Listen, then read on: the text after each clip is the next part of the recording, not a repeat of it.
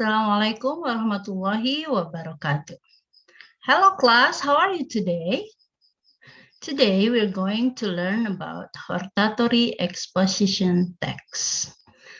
Hortatory exposition text. Basic competence.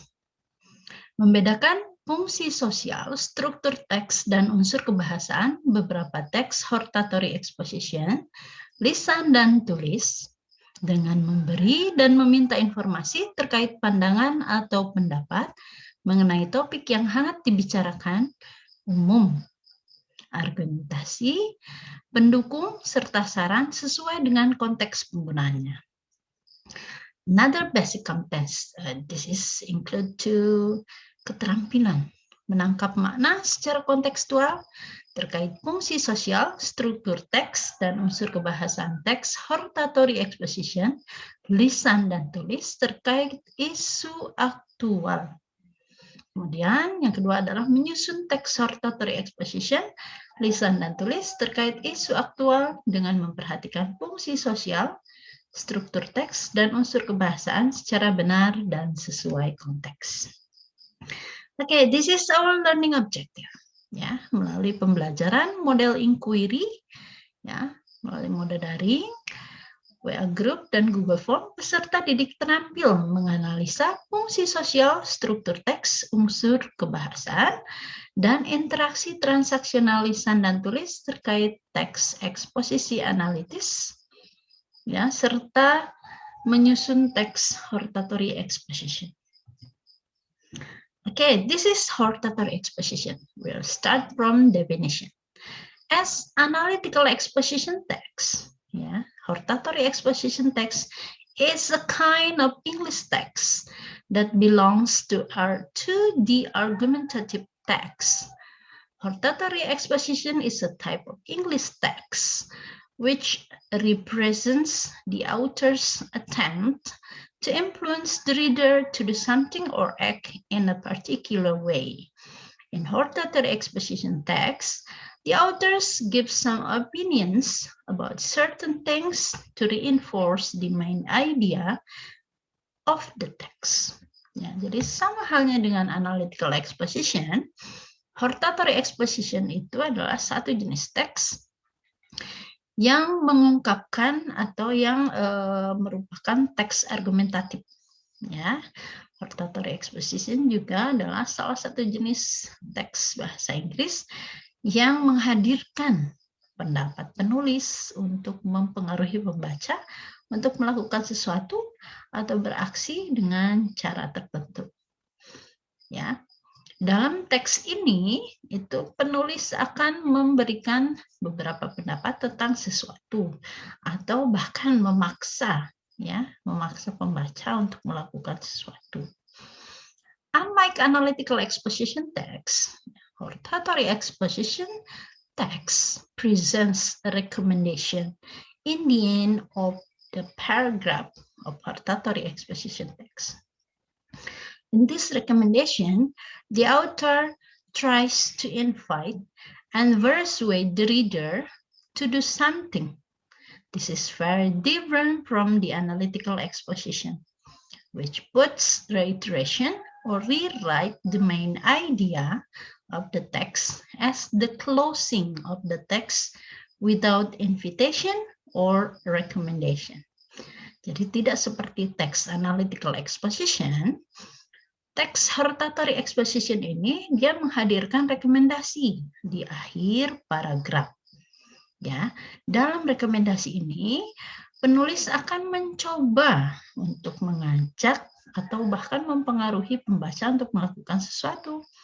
Ya, sangat berbeda sekali dengan teks analytical exposition yang hanya menempatkan reiteration atau bahkan menulis ulang main idea of the text as the closing, sebagai penutup teks tersebut. Ya, jadi bedanya adalah kalau analytical exposition dia untuk closingnya dia hanya menggunakan reiteration, which is mean, ya, yang artinya dia hanya menulis ulang main idea dari paragraf tersebut.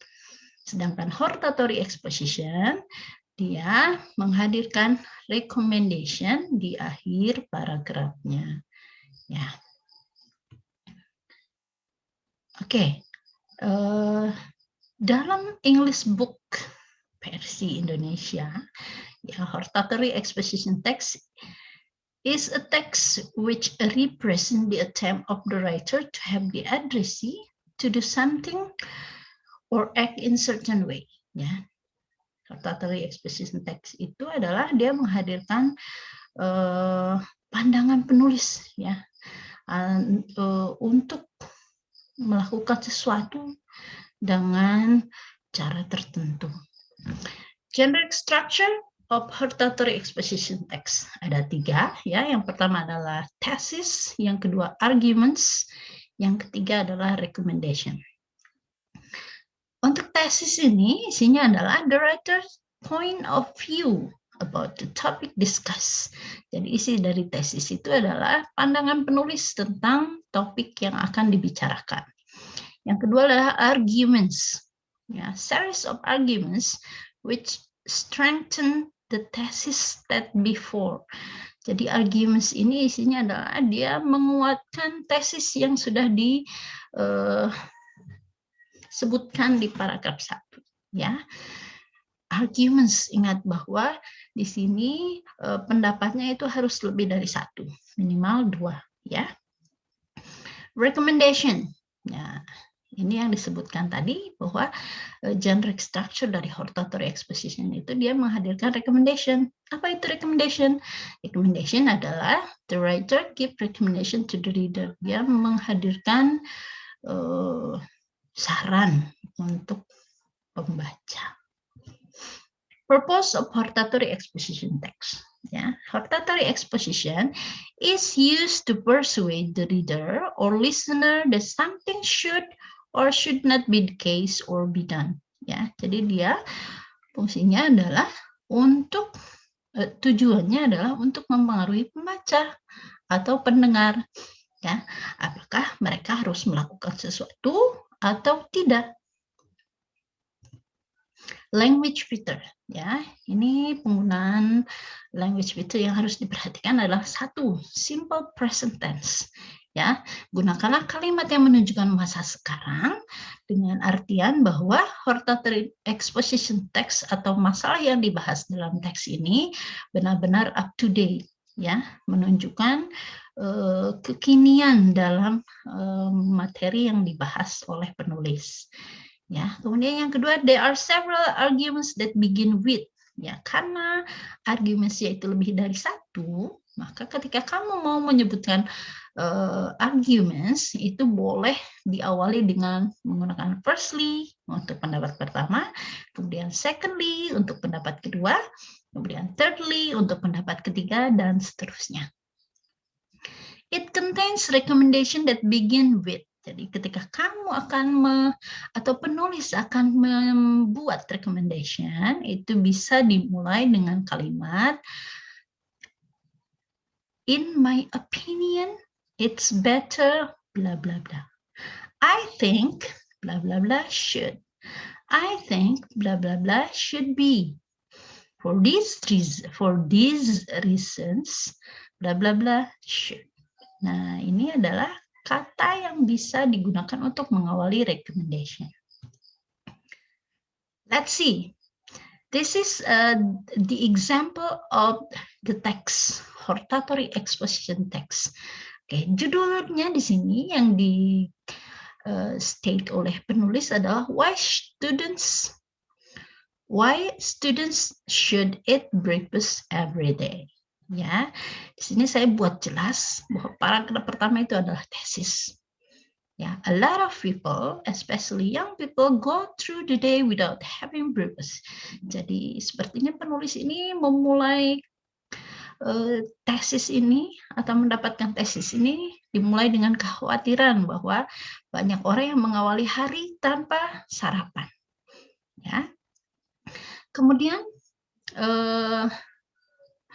penulis juga menyadari bahwa sarapan itu penting, ya, the importance of breakfast, especially for student, terutama untuk siswa. Okay, let's see. Argument 1. The first reason why you should eat breakfast before going to school is for your health. Ya, jadi katanya alasan pertama itu adalah untuk kesehatan. When you skip breakfast and go to school, you are looking for a disease because it's not healthy to have an empty stomach all day long. It is very important to have a meal and not let your stomach work empty. All you are going to get is gastritis and a lot of problems with your health if you don't eat breakfast. Ya, jadi di paragraf pertama itu alasan pertamanya adalah untuk kesehatan. Kemudian penulis menjelaskan apa yang dimaksud dengan kesehatan itu tersebut. Ya, kenapa penting sarapan itu? Argument 2. Another reason for eating breakfast is because you need food to do well in your class. Jadi kamu membutuhkan makanan untuk beraktivitas dalam kelas. Your body and your brain are not going to function as good as they could because you have no energy and no strength. Ya, jadi katanya badan dan tubuh dan otak kamu itu tidak akan berfungsi dengan baik ketika kamu tidak sarapan. Ya. When you try to learn something and have nothing in your stomach, you are going to have a lot of trouble succeeding. A lot of people think that they should not eat because they are going to feel tired. But that's not true. Breakfast is not a very big meal. And on the contrary, you're going to feel tired if you don't have breakfast because you have spent the entire previous night without food. Ya, itu penjelasan dari alasan kenapa kamu membutuhkan makanan atau harus sarapan. Argument 3. The last reason to have breakfast every day is because you can avoid disease. If you eat some breakfast in the morning, jadi kamu bisa menghindari penyakit jika kamu sarapan di pagi hari. If you don't eat, you are going to get sick, and this disease will have a stronger effect on you because you're going to get sick easier than people who have breakfast every day. Ya, katanya kalau kamu rajin tidak sarapan di pagi hari itu justru kamu akan lebih mudah sakit ya ketimbang orang yang suka sarapan di pagi hari. Recommendation. Nah, this is the last part of the hortatory exposition text. Ya, recommendation, saran dari penulis.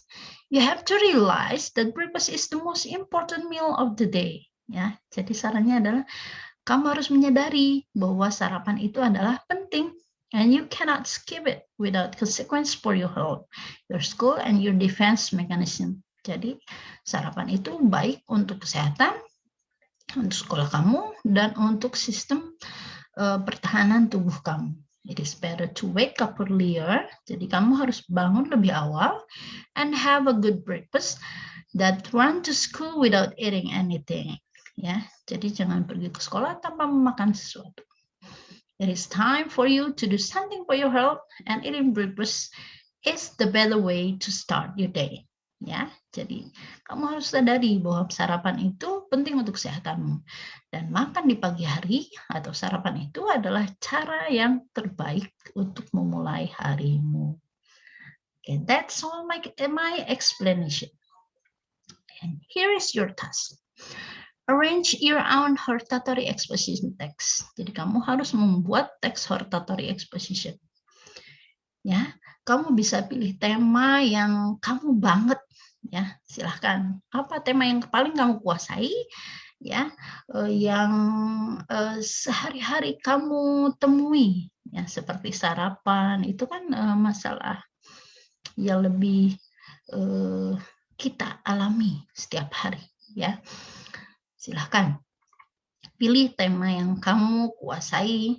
Ya, pertama, arrange in Indonesian language. Silahkan tulis dulu dalam bahasa Indonesianya, baru kemudian kamu terjemahkan ke dalam bahasa Inggris. Nah, pay attention to the structure of the text. Ingat bahwa hortatory exposition text itu ada generic structure-nya ada 3. Ya, ada thesis, ada arguments, ada recommendation. Jadi minimally teks kamu itu ada 3 paragraf. Oke? Ya. Kemudian yang harus kamu ingat lagi bahwa arguments-nya minimal 2. Oke? Oke, setelah selesai silahkan kamu kumpulkan tugas kamu. Ya, silahkan kirim ke WhatsApp Ibu. Ya. Okay, that's all for today. Thank you for watching this learning video. See you on next video. Wassalamualaikum warahmatullahi wabarakatuh.